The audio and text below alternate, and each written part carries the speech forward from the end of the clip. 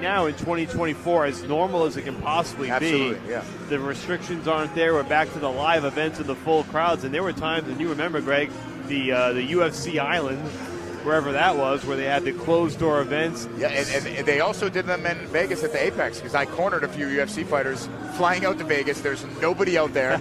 it was very wild, man. An odd dynamic, times. right, to Yes. be in Vegas with nothing going Yep. up, which had to be so surreal. And I remember CES MMA, and actually it was CES Boxing did a show in Rhode Island, closed tent, no fans, and the vibe just wasn't the same, right? I mean, there's nothing like a live crowd. Nothing. You know how that No. is, and No, it just goes back to this experience for these amateurs being in front of a live crowd. In many cases, bigger crowds they've ever fought in front of here at Foxwoods. Yeah, You're kind of getting that spillover from the pro crowd that's coming in waiting to see the next round of fights and getting an opportunity to fight and really test yourself. I think it's a good platform too for these fighters to.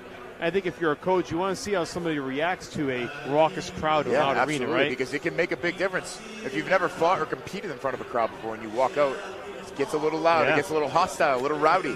You know, it gets the heart rate pumping a little bit. Mike, you're starting to bring me back. Could we get a comeback? So Safarov here, Harvard wrestler. I can see in his corner, I know that Bexod is an excellent wrestler. I know his brother Moose, who's the head coach at Harvard Wrestling.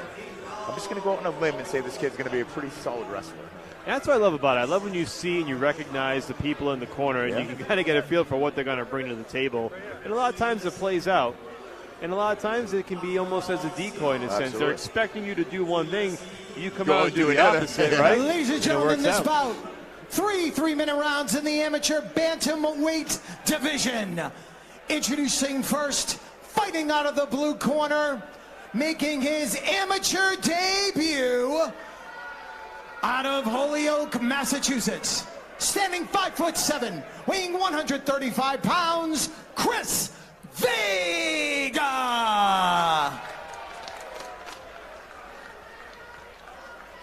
And fighting out of the red corner, wearing the black trunks, also making his amateur debut from Hudson, Massachusetts, standing 5'6", weighing 135 pounds, Nodirjon Safarov.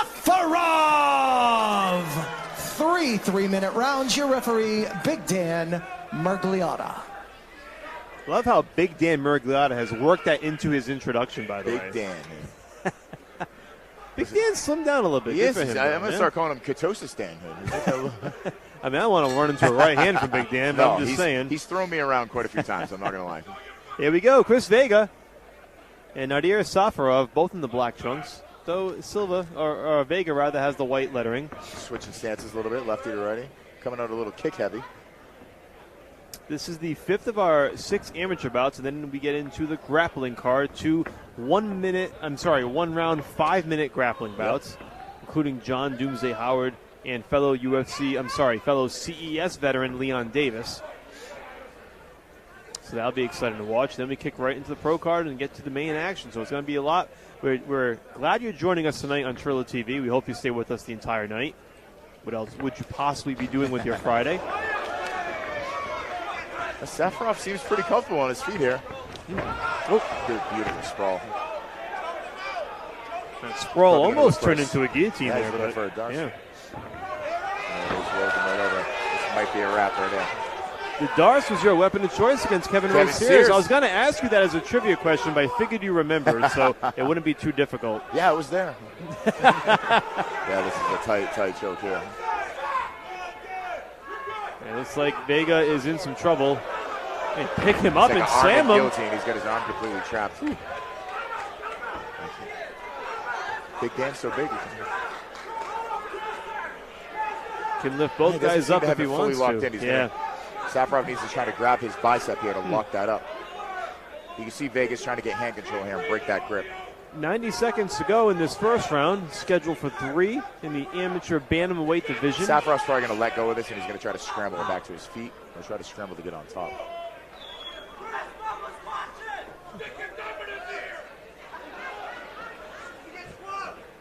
He's looking to grab his bicep now. Sarah grabs the bicep, and he's going to bring his arm over his back, and he's slowly going to crawl it up. That's going to tighten this choke up.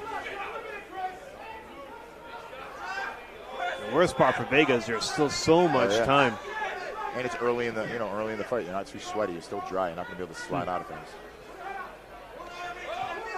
Safarov looks like he let go of it. Now he's going for that arm and guillotine again. He's going to try to push that elbow across his body.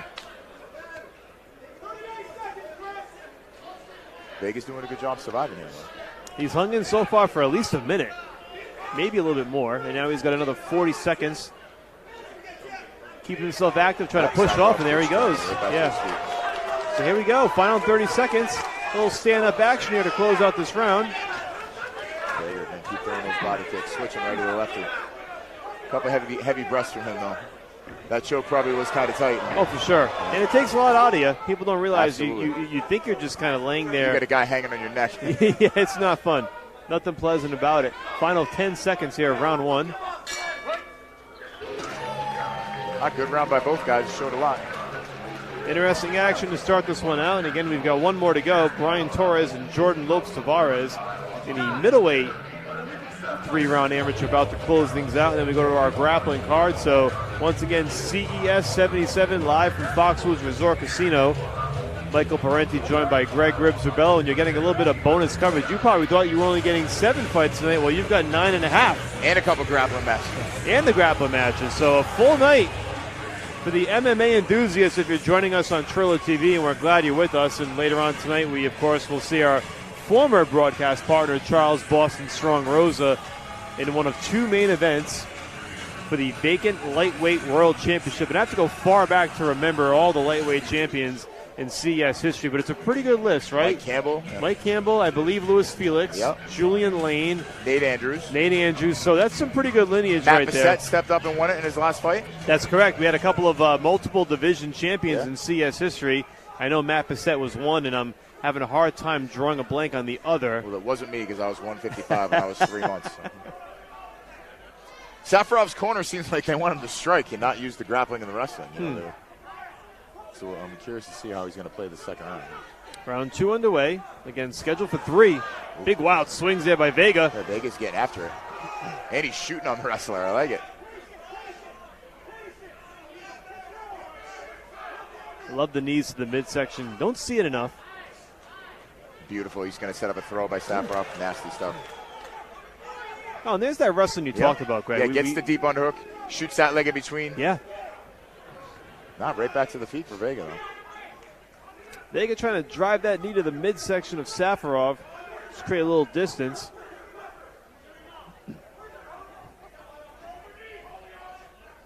Safarov searching for a single leg here. I let go of it. And he's looking for the double leg here against the fence. And again, when you come from, college wrestling on a wrestling mat, there's no fence there, obviously. So it's a little bit different. You got to kind of make that adapt. You got to kind of adapt to that MMA style wrestling. No, that's a good point. And what's the biggest difference there? Like, what as a wrestler that you have to do to account for that? Is it just being the presence of mind? I mean, I have, trained against guys that are phenomenal college wrestlers. When we wrestled on the wrestling mat, they smoked me. But as soon as you put a fence or a cage behind me and I had a wall to use, it was a little bit different. Beautiful. Vega's got that good balance. Yeah. You thought for a second it was going to be a big slam, but Vega kind of like a little kickstand with that left leg. Stemmed the tide momentarily. But yeah, back to that cage wrestling. Yeah, guys get whizzers, underhooks. They do a great job spreading their feet and spreading their legs, so it's tough to get a double leg on them.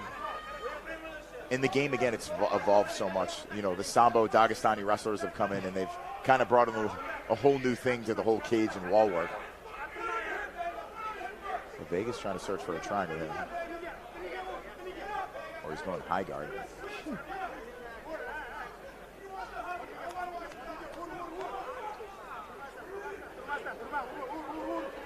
Safarov, if anything, is just wearing out. Yeah, he's just using his wrestling. He's staying in guard. He's not really doing too much. Now, here in the amateurs, there's no strikes to the face. Everything's to the body. And again, if you're Vega, it's just exhausting being in this spot. Like you said, you get up, you're a little bit out of breath trying to finish the round. And of course, you got a big, heavy wrestler. Yeah, you get to your feet with 10, 15 seconds. That's usually go time. But if you've just been preyed on for the last minute and a half, it's tough to do that.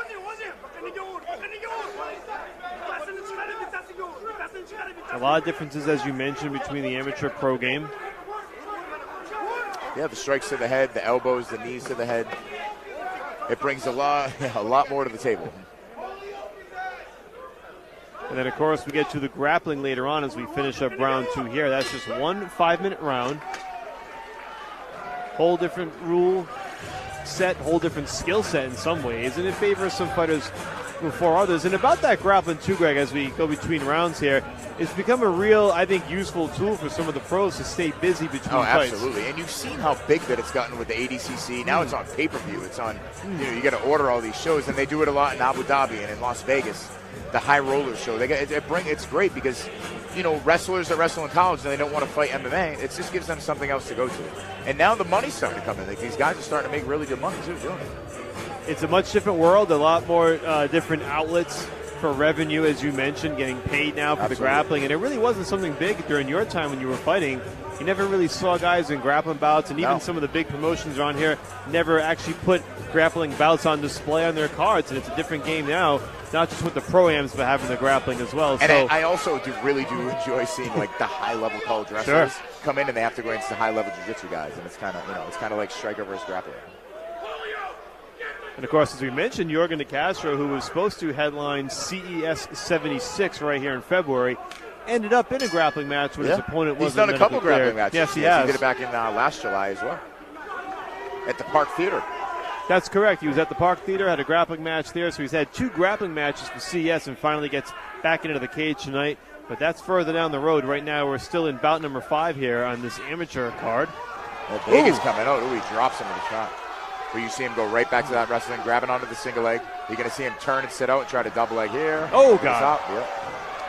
Vega almost dropped on his head. But Vega gets right back to the feet. He's doing a great job of getting his legs and hips back. Well, Vega got a little momentum there with that shot when he clipped Safarov. Safarov's doing the right thing. He's staying protected here. He's shooting on that single leg. He's going to drive him to the fence, try to slow this fight down. And he's going to look to pull him off the fence. And if you're Vega, you finally land one. You're standing up and you're excited, And now you're excited. Vega wants to keep his back to the fence and try to get back to the feet. Safarov's going to look to pull him out and put him flat on his back. He's going to try to pull that wrist control out here, pull that leg out and try to flatten him out. Vega's doing a great job here again, keeping that back to the fence, but he's getting pulled out a little bit. He's looking for that guillotine.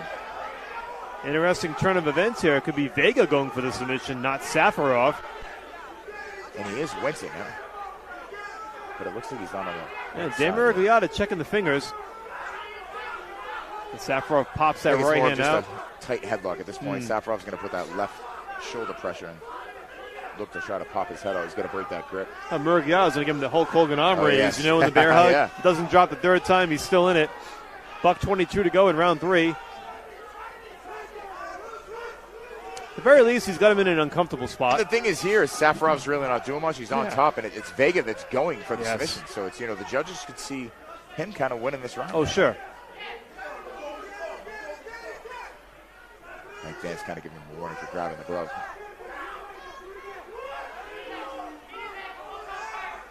But Safarov's going to try to break that grip. He's going to try to break this grip and try to posture up. A little under a minute to go. And Vega, kudos to him. He's kept this grip for a long time. He's not letting go. This is very tiring. All right, now he pops the head out. See him look to throw some shots to the body. Maybe set up a submission. There was wrestlers like the Kimuras from a crossbody. Oh, at least I do. With my 2 submissions, rub it in. Have we mentioned that yet in the broadcast? I don't think so. Now he steps right over the mount. That's the strikes to the body, as we mentioned. Right, there we go. One last opportunity for Safarov. He's almost on his side here. Oh, now he's on his back. Look for a set of an out. And it looks like we'll go to the bell, and we do. Vega finishes on top. He had a guillotine the whole time. Close round. Good round for Vega. I think fight. Safarov gets it 2-1 if I'm scoring from cage side, which we should be doing anyway. But it was very close, you're right. The rounds, could go either way at some point depending on that momentum swing. And we always talk about in boxing the last 35, 40 seconds of a round. And the last thing the judges see. Yeah, the last thing the judges see. A lot of the times that's the most important. But a very good round for Vega. Not sure if it will be enough to get the decision. We're going to find out in a moment. But a very good spirited battle between these two. And again, a couple of stars that you could see in a year or two. As we know, Greg, in MMA, guys don't really stay in the amateurs too long. No, yeah. It's not like boxing where No. you see guys walking in with 100+ fights. I mean, Vasily Lomachenko had 300 3 plus. or 400, whatever. Yeah, it is. it's amazing. But the yeah, difference. listen, if you're an amateur and you come out 3, 4, 5, 6 and 0, and you're finishing and stopping guys, it's time to take the next step. Of course. And also your age is a strong determining Absolutely. factor there. Some guys are late bloomers in this sport. You've come to Sahib find and that Damani, out. 26, 27 years old. The time is now, as they say, as the great John Cena would say. Time is now. You want to get in there and, well, you still have some bullets left in the holster and use them wisely. All right, so we're just about ready. Safarov, Vega. Let's find out who got the W. We're going to send it back to our cage announcer. Looks like he got Ladies the scorecards. and gentlemen, that bout went the full 3 rounds. Judges scored it 29-28, 29-28, 29-28 in favor of your winner by unanimous decision out of the red corner, Nodirjon Safarov. I think that's exactly how you and I had it, Yeah, Greg. absolutely. 29-28. Yeah. He had a lot of top control, used his wrestling. But Vega, again, the guy, he did really well. Did really well. Both guys debuting, amateur debuts. I look forward to seeing him again. And again, having a wrestler like that in your first fight, that's tough. You can't get that experience anywhere but here. So he's going to learn a lot from that. And the good thing is, these